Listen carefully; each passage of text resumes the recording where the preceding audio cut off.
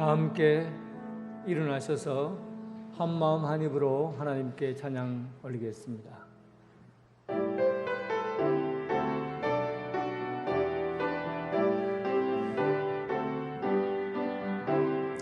한 마음 할렐루야, 한 입으로 할렐루야, 한 마음 한 입으로 하나님께 영광을.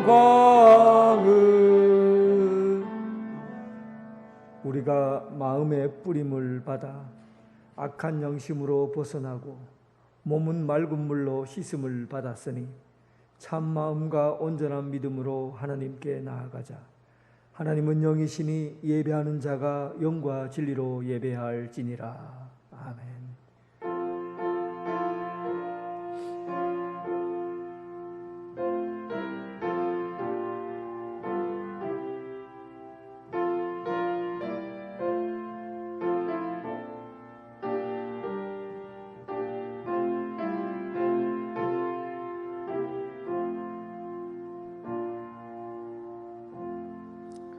영원토록 변함없으신 하나님, 지난 한 주간 우리의 발걸음을 인도해 주셔서 실족하여 넘어지지 않게 해주시고 부르심에 합당한 삶을 살게 하심을 감사드립니다.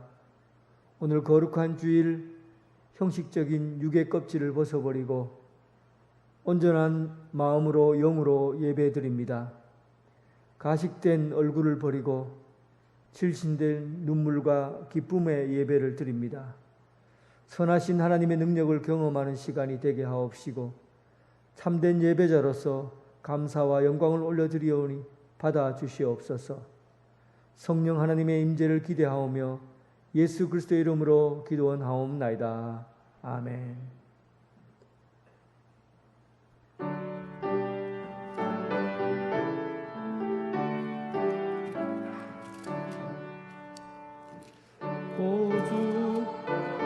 우리의 창조주시니 내 주님께 귀한 것들입니다. 내 주님께만 엎드려 경배드리며 내 주의 이름 높이 찬양하네. 오 하나님, 우리의 대주제시여, 큰 풍랑이 일 때도 도우셨네. 주군 우리를 구하셨으니 내 주의 이름 높이 찬양하네. 주 하나님 이름을 함께 높이며 대주제께 영광을 돌리오리. 그 능력이 우리를 지켜주시니 주 하나님을 높이 찬양하네.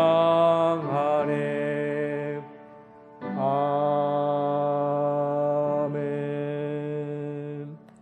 사도신경으로 신앙 고백 드리겠습니다. 나는 전능하신 아버지 하나님 천지의 창조주를 믿습니다. 나는 그의 유일하신 아들 우리 주 예수 그리스도를 믿습니다.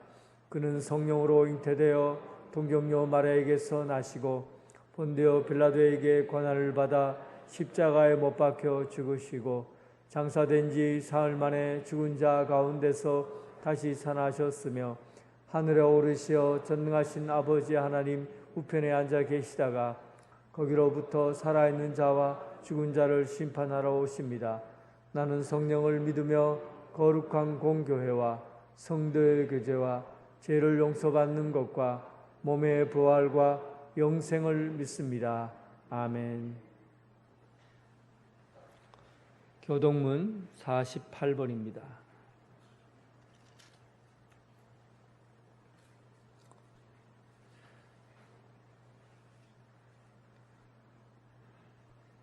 여호와여, 주의 백성에게 베푸시는 은혜로 나를 기억하시며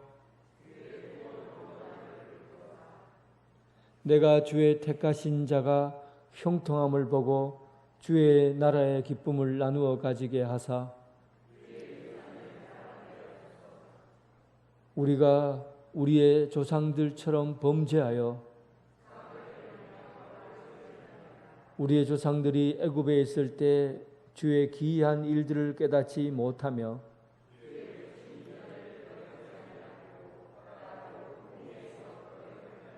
그러나 여호와께서는 자기의 이름을 위하여 그들을 구원하셨으니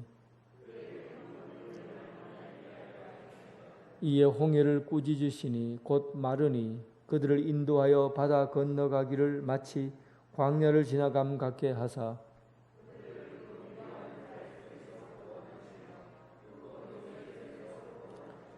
그들의 대적들은 물로 덮으심에 그들 중에서 하나도 살아남지 못하였도다.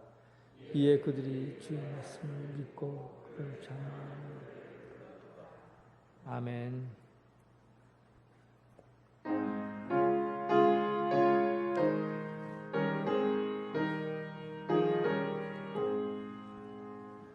이 죄인을 완전케 하시옵고 내 맘속에 영원히 거하소서.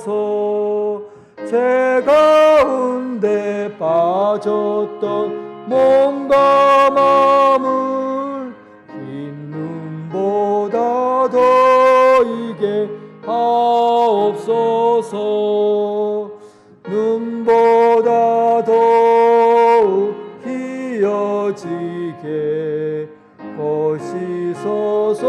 정결케 하옵소서.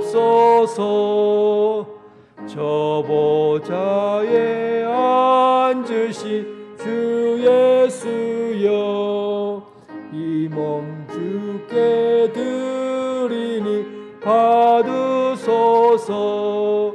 내 마음과 지식도 드리오니 흰 눈보다 더이게 하옵소서.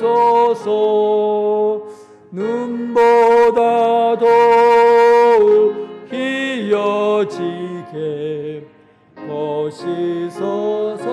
정결케 하옵소서.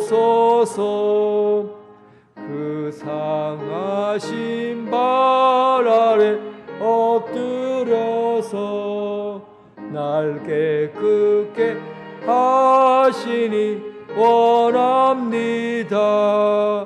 날 정결케 하는 피 믿사오니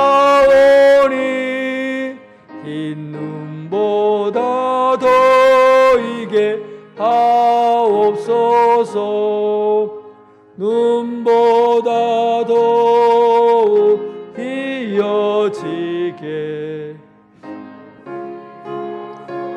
정결케 하옵소서.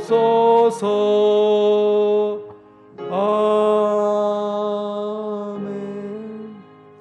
제독도 장로님 기도하겠습니다.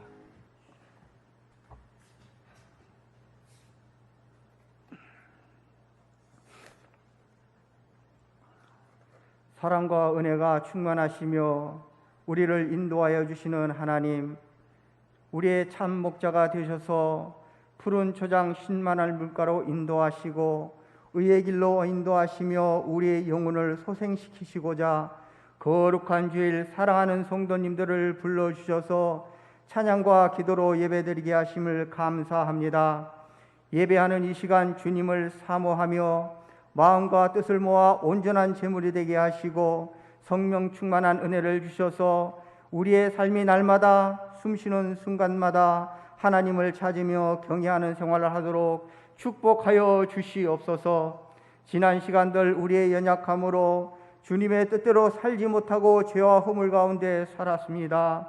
십자가의 보혈로 우리의 죄와 허물을 속량하시고 크신 권능으로 새롭게 하여 주셔서 세상의 소리와 세상의 유혹이 우리를 넘어뜨리려 할 때에 주님의 도우심을 믿고 모든 악의 세력에서 이겨낼 수 있는 지혜를 주셔서 그리스도인의 아름다운 모습으로 생활하도록 인도하여 주시옵소서. 만물을 주관하시는 하나님, 전력은 황금빛으로 물들이시고 산천이 형형색색 아름다움으로 물들이시며 풍요로운 결실의 계절을 주셔서 수고한 결실을 소확게 하시는 하나님 은혜에 감사합니다.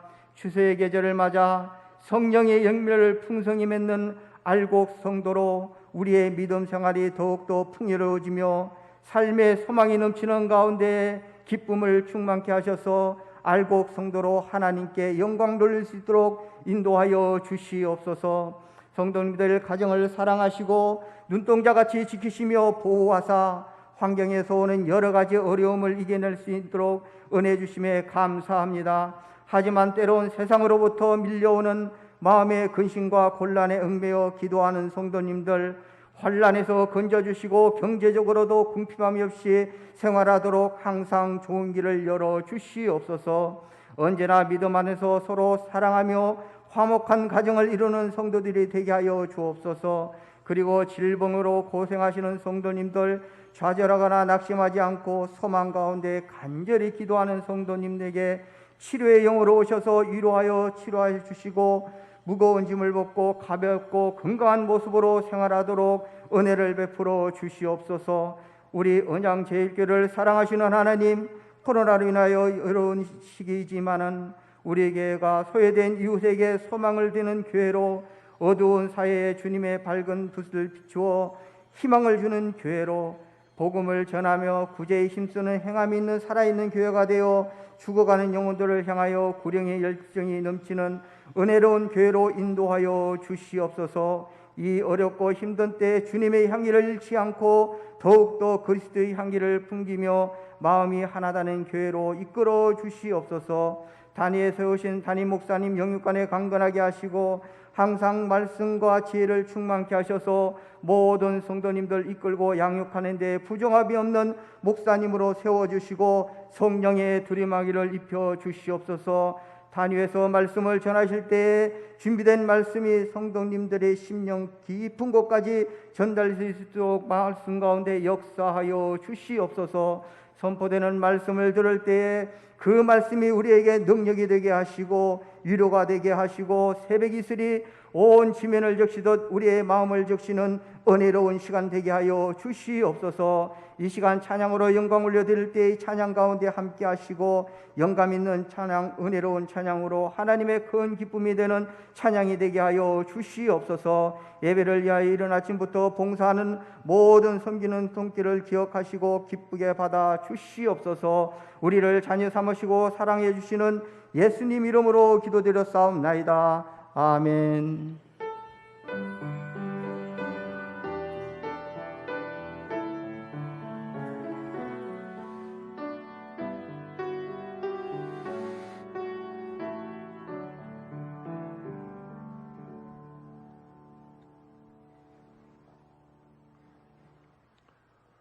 우리 교회 처음 오신 여러분을 진심으로 환영합니다.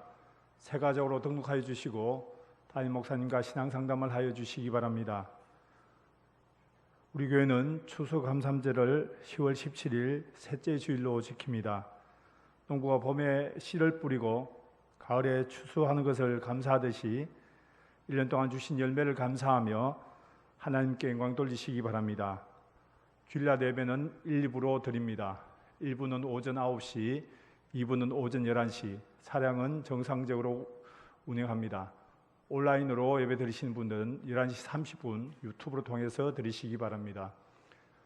오늘 2부 예배 후 영광예배실에서 재직회로 모이겠습니다. 3여전도에서 강단 장식을 하여 주시었습니다. 감사합니다. 온라인 예배 시 헌금은 교회 계좌로 하여 주시기 바랍니다.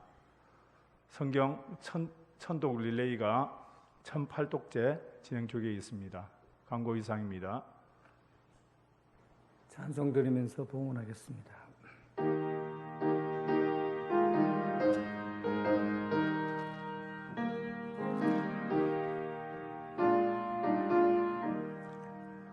주님 주신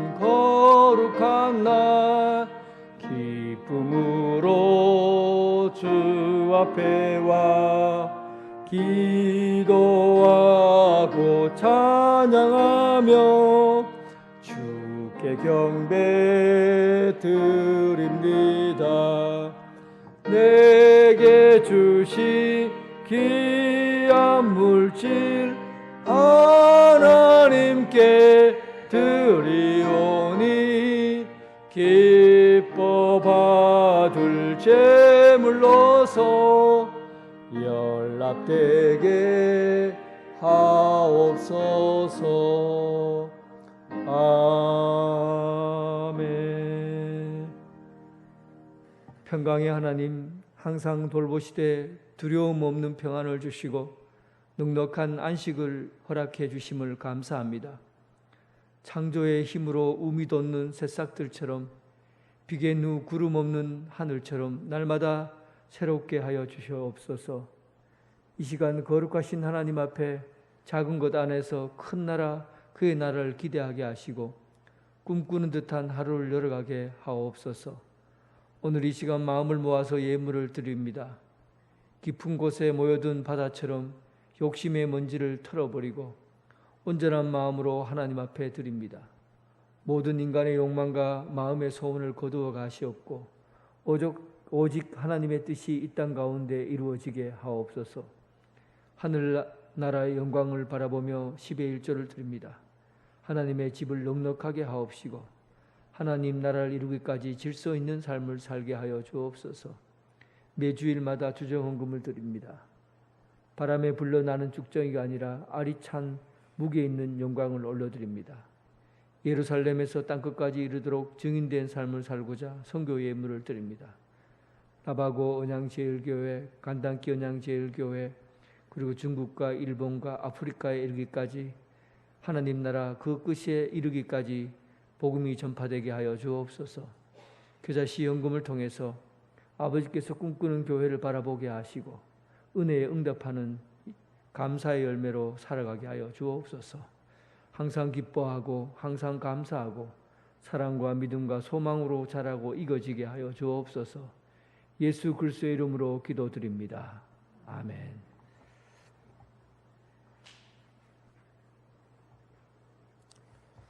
하나님께서 우리에게 주신 말씀은 로마서 1장 16절에서부터 17절까지 말씀입니다. 하나님의 말씀을 봉독해 올리겠습니다.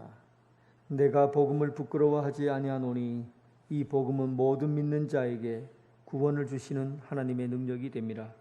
먼저는 유대인에게요 그리고 헬라인에게로다. 복음에는 하나님의 의가 나타나서 믿음으로 믿음에 이르게 하나니 기록된 바 오직 의인은 믿음으로 말미암아 살리라 함과 같으니라. 아멘.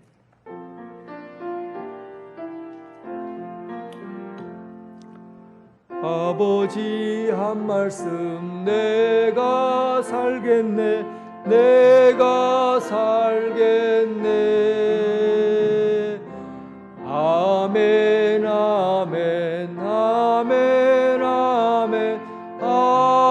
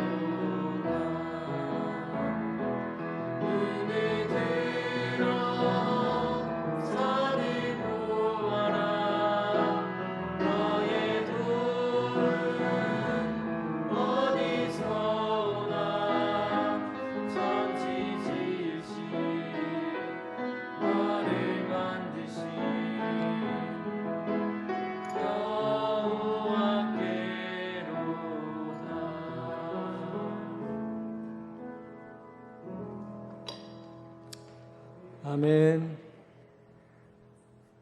주님의 평강이 여러분들과 함께하길 바랍니다.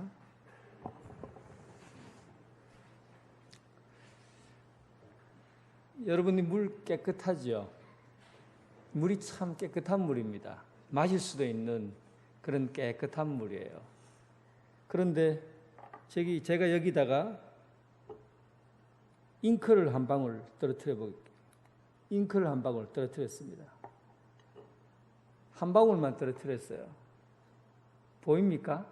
이게 깨끗한 물입니까? 더러운 물입니까? 99%는 깨끗한 물인데 1%는 더러운 거예요. 그런데 이 물을 보고 99%는 깨끗하고 1%만 더러운 물이다 하지 않고 이 물 전체를 더러운 물이다 그러죠. 이게 심각한 겁니다. 이게 죄거든요. 아무리 깨끗한 사람도 한 번의 죄로 모든 것이 부패하고 썩어질 수 있다는 거예요. 이게 죄예요.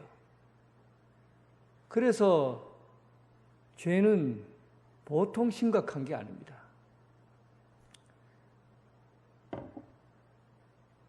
불교계에서 유명한 고승인 성철 스님, 그가 10살 무렵에 유교와 각종 경서를 독파한 천재 소년이었어요. 그리고 지리산 대원사에서 거사로 수행하다가 23살에 출가를 했습니다. 평소에 많은 사람들에게 잠을 적게 자라, 말을 적게 하라, 말하지 말라, 책을 보지 마라, 간식을 먹지 마라, 돌아다니지 말아라 하면서 청빈 생활을 강조했던 사람입니다. 그는 속세와 인연을 완전히 끊고 구도에만 몰입을 했는 승려인데 파괴사에서 8년 동안 장자불라라는 것은 눕지 않고 앉아서 좌선하는 걸 의미해요. 그러니까 잠을 앉아서 자는 거죠. 8년 동안. 전 세계에서 이렇게 고행을 한 사람은 손꼽힐 정도입니다. 8년 동안이나 장자불라를 견뎌낸 사람이 승철 스님이에요. 그가 전두환 정권 때 조계종을 이끌었고, 그리고 그때 당시에 크게 사상적으로 두 가지 파가 있었는데 진울이라는 스님과 그리고 이 승철 스님의 이야기. 그 진울은 도노점수라고 했고, 그리고 이 승철 스님은 도노돈수라고 했어요. 그래서 부처가 되는 길이 두 가지 길이 있는데 하나는 도노점수, 천천히 점진적으로 부처가 되어 간다는 입장이고, 이 승철 스님은 한 번의 깨달음으로 도노돈수, 한 번의 깨달음으로 부처가 된다, 이런 이제 주장을 했던 사람이에요. 이 양파로 쫙 갈려져 있었죠. 평생을 그러나 고행을 하고, 그리고 자신을 성찰하면서 불교계의 큰 어른으로 자리를 매김했죠. 그런데 이분이 죽을 때 80세 인생을 마감하고 죽을 때 그의 인생에서 마지막 유언 같은 이야기를 했습니다. 이 책에 나와 있어요. 그가 마지막 한 유언이, 여러분 귀담아 들어보세요. 80년을 수도 생활한 사람이에요. 그리고는 그가 마지막 결론으로 유언을 남기고 떠난 말입니다. 내 인생을 잘못 선택했다. 나는 지옥으로 간다. 내 죄는 산보다 높고 깊은데 내 어찌 감당할 수 있으랴. 내가 80년 동안 포교한 것이 헛것이로다. 우리는 구원이 없다. 죄값을 해결할 자가 없기 때문이다. 본인이 얘기한 거예요. 80년 동안 돌을 닦고 그리고 도노돈수 한 번의 깨달음으로 부처가 된다고 설파했던 그가 자기 자신을 돌아보니까 결국 죄의 문제거든요. 아무리 도를 닦고 앉아서 잠을 자고 해도 죄값을 치를 수 없다는 것에 대해서 절망한 겁니다. 참으로 뛰어난 깨달음이에요. 죄를 볼 수 있었으니까. 그리고 죄값을 치러야 된다는 사실을 알게 되면서 그는 거기에서 끝난 겁니다. 여러분, 죄가 한 방울에 잉크 방울 하나로 모든 것이 부패해지고 썩어집니다. 결국은 세상의 어떤 사람도 아무리 뛰어난 사람도 죄의 문제를 해결하지 못하면 끝입니다. 절망이에요. 죄의 문제를 해결하지 않고는 살 길이 없어요. 그런데 오늘 본문 로마서 1장 16절에서 17절에 있는 이 말씀은 이 죄의 문제를 해결하는 그 구원의 길, 복음의 능력, 하나님의 능력을 우리에게 가르쳐주고 있습니다.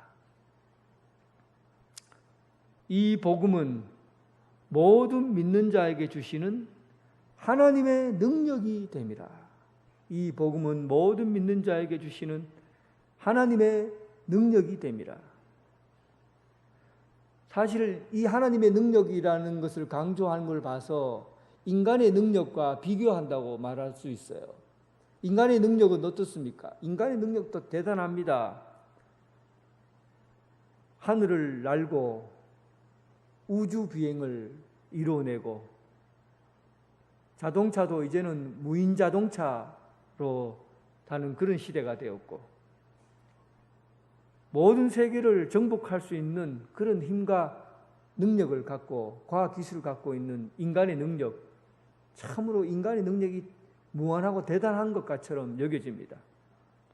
그런데 그 인간의 능력으로 할 수 없는 것, 인간이 무능해지는 것이 있는데 아무리 하려도 모든 것을 다 가지고 해결하려도 해결할 수 없는 것이 있는데 그 인간의 능력으로 해결할 수 없는 것이 바로 죄를 깨끗하게 하는 것이고 죄를 씻는 것이고 죄 용서함을 받는 것, 죄로부터 구원받는 이것에 대해서는 인간이 어떤 것을 가지고 힘을 써도 인간의 능력으로는 가능하지 않다는 겁니다.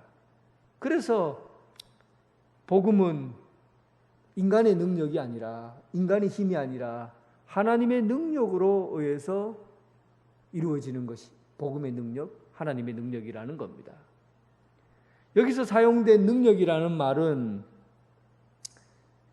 두나미스라는 단어를 써요. 이 두나미스라는 말과 영어로 다이너마이트 비슷하죠, 발음이. 두나미스라는 말에서 다이너마이트라는 말이 나온 겁니다. 폭발하는 능력, 그 능력이라는 말은 바로 이 두나미스에서 나온 얘기예요. 큰 돌산이 가로막혀 있고 그 굴을 뚫으려 할 때 삽이나 꽃갱이로 아무리 내리쳐도 이 돌산을 뚫을 수가 없습니다. 그때 사용하는 게 구멍을 뚫고 다이너마이트를 집어넣고 다이너마이트로 폭발시키면 그 큰 바위가 가루가 되어버리고 그리고 굴을 뚫는 거예요. 할 수 없는 것을 삽이나 꽃갱이로 할 수 없는 것들을 다이너마이트를 통해서 이게 뚫는 거죠. 그게 능력입니다. 실질적으로 일어나는, 폭발적으로 일어나는 그 능력을 두나미스라고 그래요. 그러니까 이 두나미스는 실질적으로 나타나는 능력이에요.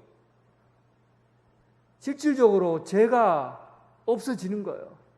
실질적으로 죄에서 구원받는 거예요. 어떤 방법으로도 할 수 없었지만 두나미스, 하나님의 능력으로 이런 일이 일어나는 것이죠. 근데 여러분, 참으로 놀라운 것은 이 단어가 사용된 곳이 두 군데 나오는데, 두나미스는 로마서 1장 16절에 나온 이 용어는 로마서 1장 4절에 예수님을 죽은 자 가운데서 다시 살려 하나님의 아들로 선포했다 할 때 그 능력이 로마서 1장 4절에 나옵니다. 주님께 죽은 주님을 살리시는 능력, 여기서 사용된 단어가 바로 두나미스예요. 또 하나는 우주를 창조하시고 유지할 때 사용하는 그 힘, 능력을 의미합니다. 그러니까 예수님을 살리는 그 어마어마한 힘, 두나미스라는 말을 사용했고, 그리고 하늘의 해와 달과 별들과 그리고 온 우주 만물에 있는 것들을 살리고 하나님께서 만드시는 그 창조의 능력을 사용할 때 그때 두나미스라는 단어를 사용한 거예요. 이 단어를 죄 문제를 해결하는, 죄에서부터 자유하게 하고 죄로부터 구원에 이르게 하는 그 하나님의 능력이라는 말을 여기에 사용한 겁니다. 그러니까 이 죄로부터 구원받는다는 것이 얼마나 큰 능력인지를 우리가 알아야 합니다. 죄가 정말 심각하다는 것을 한 번 더 얘기하자면, 죄의 심각성을 모르고는 구원의 능력을 깨달을 수 없는 거예요. 한 번의 잉크방울로 모든 것이 썩어지죠. 얼마 전에 제가 교통 딱지를 끊겼는데, 좀 비싼 딱지를 끊겼어요. 그런데 평상시에는 그 길을 지나갈 때 수백 번, 수천 번을 지나다녀도 딱지 끊기지 않았어요. 왜냐하면 법규를 잘 지켰거든요. 그런데 딱 한 번 신호를 무시하고 지나가는데 딱 교통법규에 잡혀버린 거죠. 그래서 제가 이렇게 얘기할 수 있습니까? 경찰서에 가서 저는 이 길을 수백 번, 수천 번 지나가면서 한 번도 지금까지 법을 어기지 않았습니다. 그런데 오늘 딱 한 번 걸렸는데 벌금을 이렇게 많이 물라고 하면 지금까지 내가 지킨 법은 뭐가 됩니까? 하고 따져든다고 벌금을 안 물 수 있습니까? 그래 해봤어요, 여러분? 아무리 해도 오늘 당신이 법을 어겼잖아요. 그럼 끝이에요. 수백 번, 수천 번 착한 일을 해도 한 번 법을 어기면 죄인이 되는 거예요. 이게 죄의 무거운, 죄의 무게예요. 결코 죄의 무게가 가볍지 않다는 거잖아요. 우리 여러분들을 잘 아는 공직자들 한번 생각해 보세요. 평상시에 존경받고 참 괜찮은 분이라고 높은 자리에 세워놨는데, 그리고 사회적으로, 국가적으로 큰 일들을 했어요. 그런데 어느 날 갑자기 도덕적인 성 문제에 딱 걸려갖고는 그냥 넘어져 버립니다. 사람들이 그가 평상시에 얼마나 일을 잘하고 많은 성과를 내고 좋은 일을 했다는 것에 대해서는 그 뒤로 한마디를 하지 않아요. 그런데 딱 한 번에 지은 죄를 가지고 그 사람은 죄인이라고 말하는 거예요. 사실은 이게 우리가 죄에 대한, 세상 사람들이 죄에 대해서 생각하는 죄의 무게예요. 죄라는 것은 모든 것을 다 바꿔놓을 수 있어요. 모든 걸 다 바꿔놓습니다. 인생 전체를 한꺼번에 무너뜨리는 게 죄라는 거예요. 아무리 평생 동안 잘해도 단 한 번의 실수로 그의 인생 전체를 무너뜨리는 게 죄라는 겁니다. 죄를 세상 사람들도 가볍게 보지 않는다는 겁니다.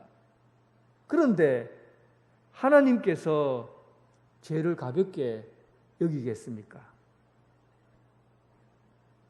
하나님께서 이 죄에 대해서 심판할 때 하나님께서 진노하지 않겠습니까? 앉아서 잠을 자고 세상과 완전히 끊어버리고 산속에 홀로 들어가 살아도 죄가 여전히 쌓여 있다는 것을 아는 거예요.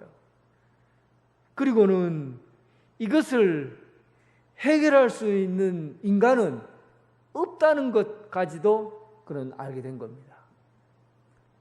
이 일을 해결할 수 있는 능력은 인간의 능력으로는 감당할 수가 없고 오직 하나님의 능력에 의해서 죄 용서함을 받을 수 있는 길이 있다는 것을 알게 된 겁니다. 사도 바울은 이것을 말하고 있어요. 죄 용서함 받고 구원받는 이 일은 하나님의 능력이 아니면 할 수 없다는 겁니다.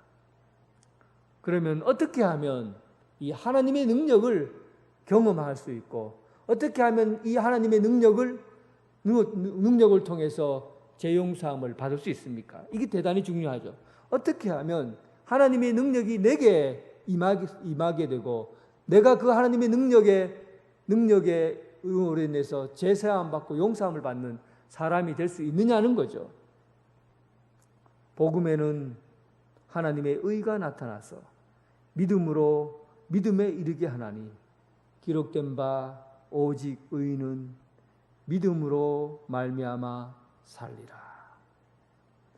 하나님께서 우리를 의롭게 해주시고 어렵게 해주시는 것은 우리가 믿음으로 말미암아 우리가 믿는다는 그 믿음으로 말미암아 우리가 죄 용서함을 받고 구원받을 수 있고 다시 살 수 있다는 겁니다. 그래서 우리는 하나님의 의가 어떤 것인지를 먼저 명확하게 알고 그리고 그 하나님의 의는 믿음에 의해서 의롭다함을 우리가 인정받는다는 것을 오늘 로마서의 말씀을 통해서 알아야 합니다. 하나님의 의는 완전한 의예요. 하나님에게는 1.1핵의 점 하나의 죄도 하나님에게는 찾아볼 수가 없습니다. 해전하는 그림자도 없고 완전하신 분이 바로 하나님이세요. 그런데 완전한 의 하나님께서 인간과 만나려고 할 때 인간은 죄인이에요. 죄인인 인간이 하나님을 만나려고 하면 만날 수가 없는 겁니다. 만나는 즉시 인간의 죄 때문에 죽어요. 결국은 인간이 어렵게 되어야만이 하나님을 만날 수 있고 하나님과 바른 관계를 가질 수 있는 겁니다.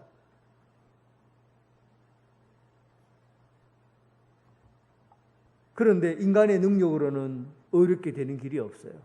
어떻게 하면 됩니까? 오직 믿음으로 가능하다는 겁니다. 오직 믿음으로 말미암아 가능한 거예요.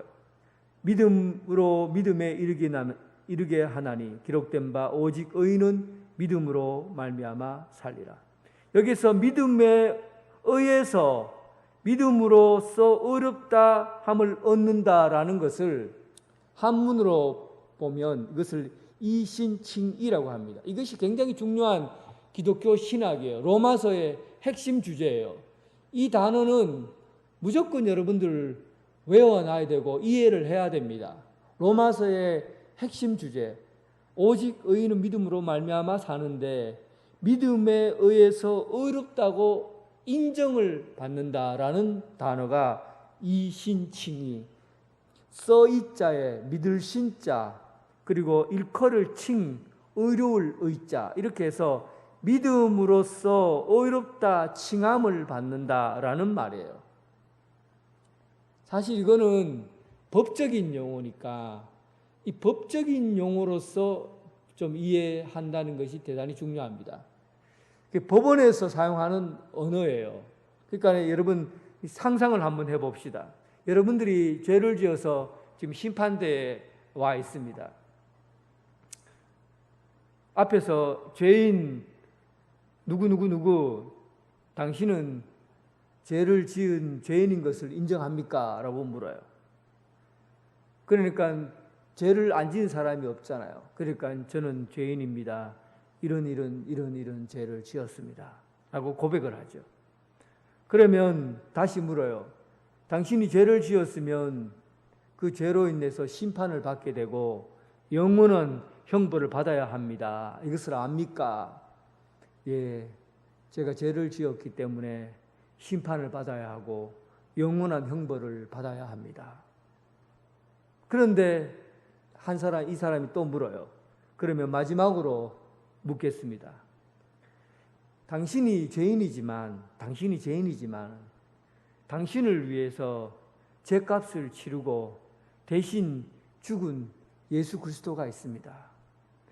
예수 그리스도께서 당신의 죄값을 다 치렀고, 그리고 예수님께서 당신의 죄를 용서하시기 위해서 대신 사형 선고를 받고 십자가에 못 박혀 죽었습니다. 이 사실을, 당신을 위해서 예수님이 죽었다는 이 사실을 믿음으로 받아들이고 당신이 이 사실을 믿습니까? 그렇게 질문을 했고, 그 사람이 예, 저는 입이 100개가 있어도 할 말이 없지만은, 내 죄에 대해서는 할 말이 없지만 예수님께서 내 죄를 위해서 죽으셨다, 내 죄값을 치렀다는 것을 저는 믿습니다. 그리고 예수님께서 죽으시고 나를 살리셨다는 것을 저는 믿음으로 고백합니다. 이렇게 고백했을 때 그러면 당신은 죄인이지만 예수 그리스도를 믿는다고 고백했기 때문에 그 믿음으로 당신은 이제 죄인이지만 내가 의롭다고 인정해 주겠어. 이제 의롭다고 인정해 주겠어. 죄인이지만 의롭다고 인정해 주겠다는 겁니다.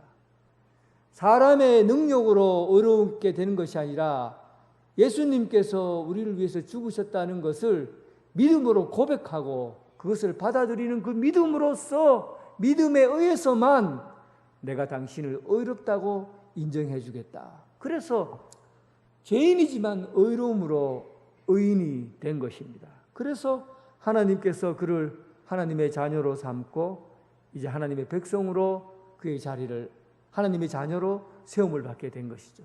이것이 이신칭의예요.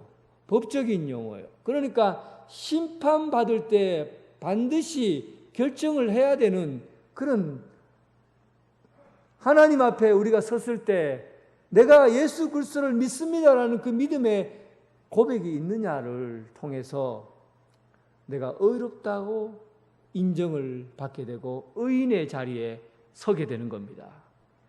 놀라운 복음이죠. 하나님의 능력으로 인해서 죄의 문제를 해결하고 완전히 우리가 거룩한 하나님의 백성으로 살아갈 수 있는 유일한 구원받은 백성으로 살아갈 수 있는 오직 믿음, 이 유일한 대안 외에는 그 어떤 것도 세상에 존재하지 않습니다. 이 대안 외에는 세상에서 인간의 죄에서부터 구원받을 수 있는 그 어떤 조건도, 어떤 방법도, 어떤 능력도 존재하지 않는다는 사실이에요. 오직 믿음 외에는 우리를 어렵게 할 분이 없다는 사실. 이렇게 어렵게 되면 우리의 삶에 변화가 오기 시작합니다. 우리가 새롭게 되고, 그리고 사람과의 관계나 모든 관계들이 새로운 관계로 변화가 일어나요. 사울의 손자 무비보셋, 요나단의 아들 무비보셋, 사울의 손자이며 요나단의 아들 무비보셋이 전쟁터에 피해서 도망을 가다가 다윗을 피해서 숨지요. 그러다가 넘어져서 다리를 다치게 되고 절룩절룩거리는 절룩발이 인생을 살게 됩니다. 그리고는 다윗이 자기를 찾아올까 봐 숨어서 생활하게 되죠. 다윗이 헤브론에서 왕이 되고 그리고 무비보셋을 찾아갑니다. 그때 무비보셋의 입장은 이제 사울의 손자인 나를 죽이겠구나 하고는 벌벌벌 떨면서 다윗 앞에 나타납니다. 다윗이 무비보세사라고 물으니까 그가 한 말이 뭡니까? 저를 죽은 개 같은 나를 어찌 이름을 부릅니까? 나를 부릅니까? 죽은 개 같은 나를 어찌 나의 이름을 부르냐고. 죽은 개 같은 나를. 그는 죄인이라고 생각한 거예요. 이 다윗 앞에서 죄인이죠. 아버지가 다윗을 죽이려 했기 때문에, 할아버지가 다윗을 죽이려 했기 때문에 그의 손자인 나는 다윗의 역적이니까 죽은 개 같은 나를 어찌 이름을 부르냐고. 근데 다윗이 그를 죽은 개 같은 무비보셋에게 선포합니다. 이제부터는 너는 내가 먹는 밥상에서 함께 밥을 먹게 될 것이다. 그러니까 내가 먹는 밥상은 뭡니까? 그 다윗의 밥상은 다윗의 가족이 된다는 거예요. 아들처럼 취급하겠다는 겁니다. 무비보셋은 내 아들처럼 인정하겠다는 겁니다. 다윗이 너는 내 아들처럼 인정하겠다는 그 한마디의 선포로 말미암아 무비보셋의 인생이 완전히 바뀌었어요. 그의 관계들이 다 새롭게 되는 거예요. 그는 무서워서 발자국 소리만 나도 나를 잡아가겠구나 하고 벌벌벌 떨면서 두려움에 살았는데 이제는 어떤 길을 가도 자유롭게 걸어갈 수가 있고 어떤 사람을 만나도 두렵지 않는 것이죠. 모든 관계가 새롭게 되어버렸어요.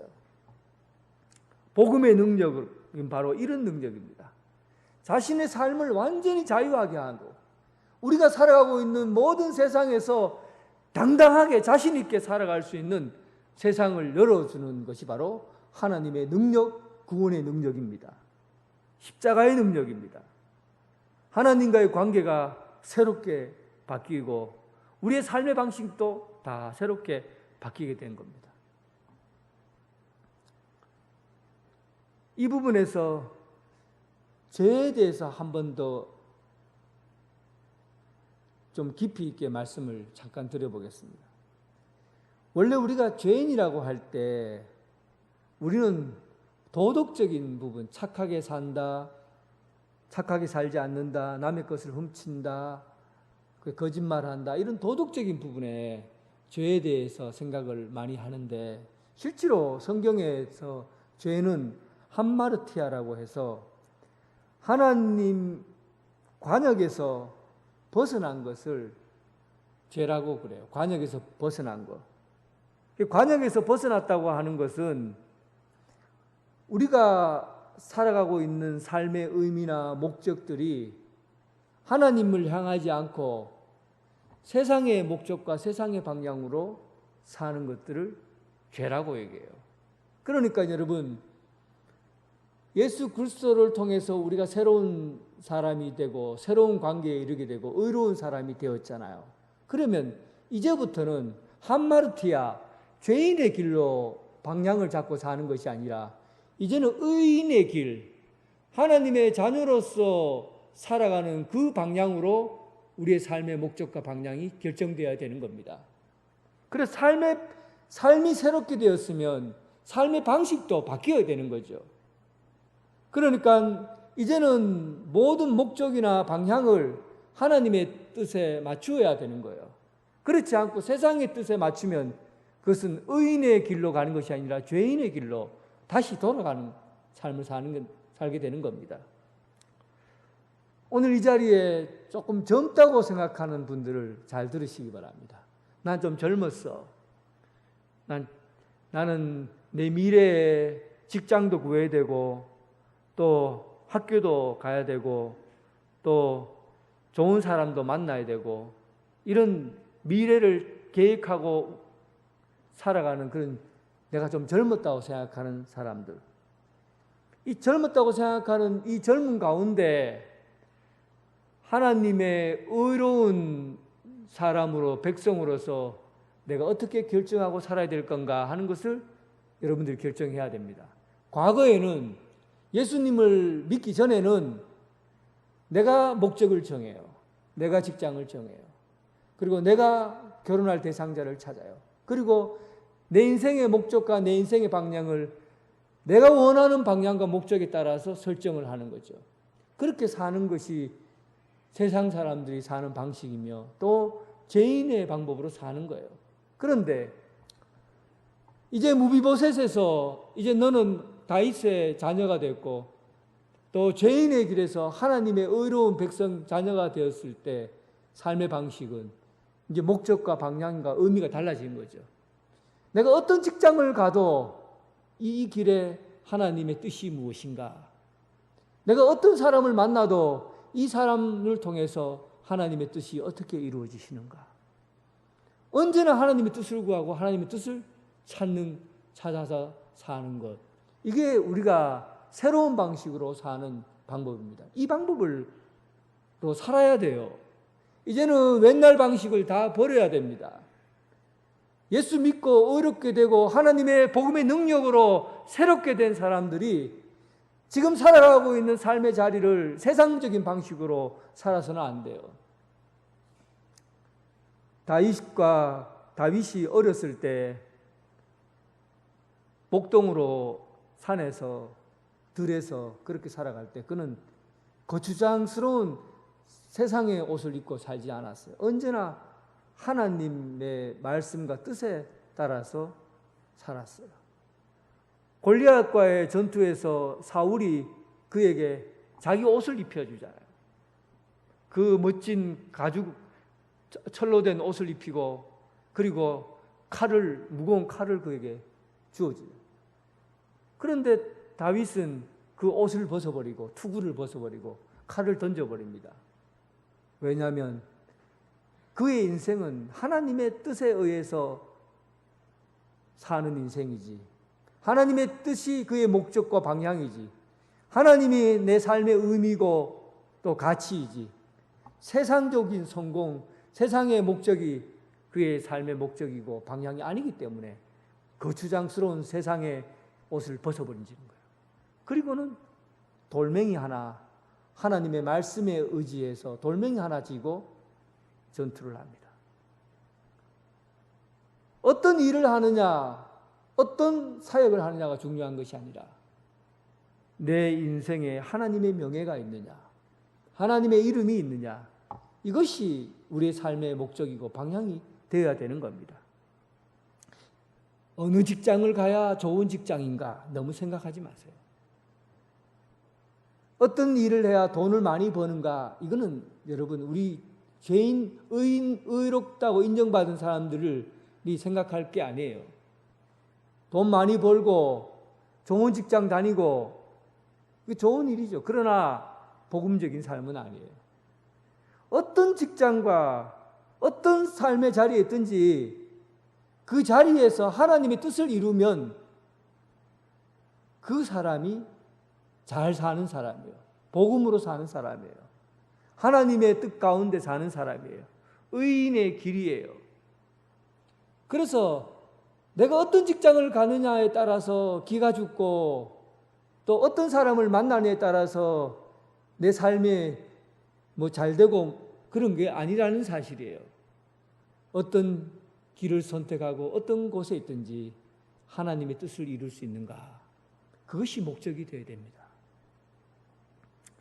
혹시 여러분들 중에 나 이제 좀 나이가 많다라고 생각되는 분, 이런 분들은 그러면 하나님의 이름으로 하나님의 뜻에 따라 사는 데 대한 시간이 놓쳐버렸는가? 아니에요. 나이가 들고 이제 뭐 할 만큼 했다고 해서 적당히 시간 때우며 인생을 마치면 된다고 생각하는 삶, 죄인의 길입니다.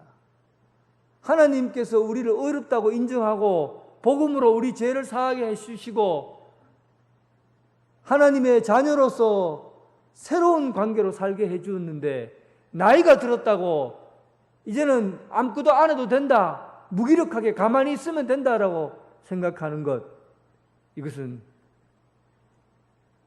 육신의 정욕을 쫓는 길이고 하나님의 뜻을 구하는 게 아니라 세상적인 방식으로 살아가는 무기력한 인생입니다. 얼마 전에 저희 교회 원로 장로님 한 분이 목이 아파서 병원에 수술해야 된다고 병원에 입원했어요. 그리고 한 달 정도 있다가 퇴원을 하시고, 그리고 저랑 만나서 이야기를 하는데 그런 얘기를 하더라고요. 목사님, 제가 목이 아파갖고 수술을 했는데 수술은 좀 어려운 수술이었다고.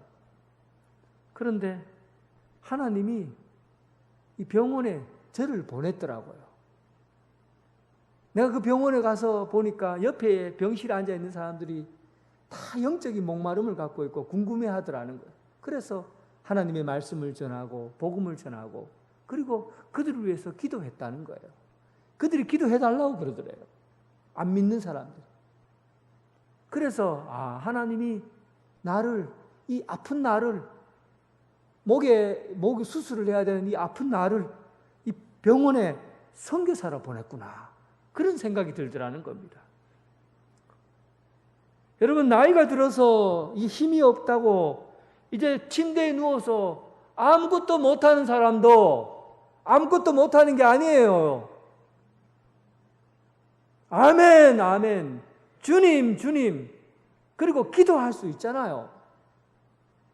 우리는 어떤 자리에서, 어떤 나이에서, 어떤 현장에서 있더라도 하나님의 뜻을 따라 하나님께 목적을 두고 하나님의 그 영광을 위해서 사는 인생이 우리 인생이라는 사실을, 이게 하나님께서 우리를 의롭다고 인정하고 구원받은 백성이 되게 하신 우리의 새로운 삶의 방식으로 살아가게 하는 하나님의 뜻입니다. 모든 것에서 하나님을 찾고 모든 것에서 하나님을 구하는 삶, 이것이 하나님의 능력으로 의롭다고 인정받는 사람들이 살아가야 될 새로운 인생입니다.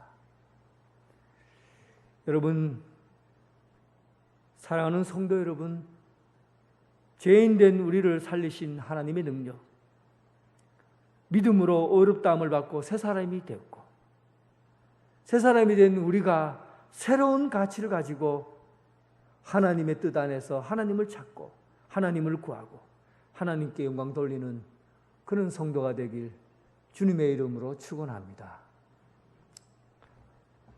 우리를 사랑하셔서 독생자 예수 그리스도를 이 땅에 보내신 하나님, 우리의 죄가 저 깊은 산보다도 더 크고 저 바다보다도 죄가 가득합니다.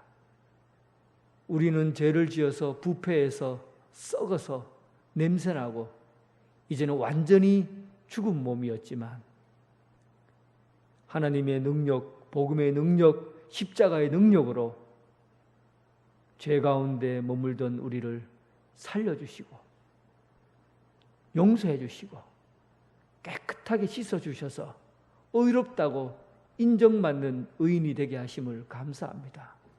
이제 우리가 하나님 안에서 새롭게 된 우리가 이 세상을 그냥 헛되게 살지 않고 세상의 목적과 세상의 방향에 맞추어서 살지 않고 오직 하나님의 뜻, 하나님께서 세우신 목적, 하나님께 영광 돌리는 그 일을 위해서 우리 인생을 바칠 수 있도록, 또 삶의 전부를 드릴 수 있도록 결단하고 살아가게 하여 주옵소서.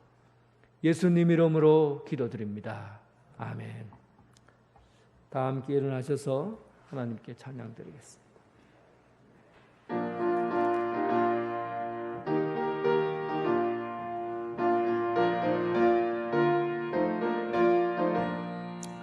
오랫동안 모든 죄 가운데 빠져 더럽기가 한량 없던 우리들, 아무 공로 없이 구원함으로도 하나님의 자녀 지금 되었네. 주의 그 사랑 한량 없도다, 찬송할지어다 예수의 공로. 주의 그 사랑 한량 없도다, 찬송할지어다 예수의 공로 주의 보혈로서 정결하게 씻어 죄악에서 떠나 몸이 되었고 세상 근심 구름 간 곳 없어지니 하나님의 빛이 영화롭도다 그의 그 사랑 한량없도다 찬송할지어다 예수의 공로 주의 그 사랑 한량없도다 찬송할지어다 예수의 공로 주의 깊은 잠과 든 세상의 꿈을 어서 깨어나라 나의 친구여 은혜 받을 날과 구원 얻을 때가 지금 온 세상에 선포되었네 주의 그 사랑 한량없도다 찬송할지어다 예수의 공로 주의 그 사랑 한량없도다 찬송할지어다 예수의 공로 이제는 예수 그리스도의 은혜와 극진하신 하나님의 사랑과 성령님의 교통하심이 제 가운데 빠져 죽을 수밖에 없는 우리들을 예수 그리스도의 공로로 십자가 그 사랑으로 하나님의 능력으로 제 가운데 있던 우리를 살리시고 또한 의롭다 인정받게 해주셔서 세상 가운데 복음 전하기를 원하는 이 자리에 함께한 사랑하는 성도들과 각 가정에서 예배드리는 성도들 위해 지금부터 영원토록 함께 하시기를 간절히 축원하옵나이다. 아멘.